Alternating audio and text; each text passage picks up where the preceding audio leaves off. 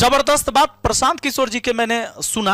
आप किसी के भी समर्थक हो सकते हैं, पर एक बात मैंने सुना जो उन्होंने एक मीडिया के सामने कहा था और लोगों को कहा था एक जनसभा में। उन्होंने कई बार यह स्टेटमेंट दिया है कि आप जब वोट करिए इस बार, तो अगर मेरा कैंडिडेट आपको बेहतर लगे आपके क्षेत्र का, तो उसको वोट करिए, और मेरा कैंडिडेट से किसी दूसरे का कैंडिडेट बेहतर लगे तो आप दूसरे को वोट दीजिए, मेरे कैंडिडेट को वोट मत दीजिए। यह बात कहने की ताकत हर किसी पार्टी के नेता में नहीं हो सकता है, चाहे हमारी विचार आपकी विचार उनसे मिले ना मिले। पर इस बात को कैसे आप झुठला सकते हैं? जब कैंडिडेट बेहतर हो सकता है ऐसा भी कि उसके पास पैसा ना हो, बड़ी पार्टी ने उसको टिकट नहीं दिया हो क्योंकि उसके पास पैसा नहीं था, वो दलाल तक नहीं पहुंच पाया, और दलाल के पास पहुंचा भी तो उसकी औकात नहीं थी टिकट लेने की, उसको भगा दिया।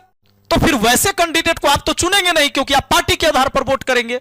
तो ये बहुत बड़ी बात प्रशांत किशोर जी ने कहा कि अगर मेरा कैंडिडेट सब कैंडिडेट में बेहतर लगे तो मुझे वोट करना, मेरे कैंडिडेट को। अगर हमारे कैंडिडेट से दूसरा कैंडिडेट बेहतर है तो उसको वोट कीजिएगा, क्योंकि आपका कैंडिडेट ही आपके क्षेत्र का भाग्य विधाता होगा, इस बात को याद रखिएगा। और अभी उस कैंडिडेट का भाग्य विधाता आप होंगे। 5 साल में एक बार मौका मिला, तो इस बार जब आप वोट डालें तो निष्पक्ष होकर वोट डालें।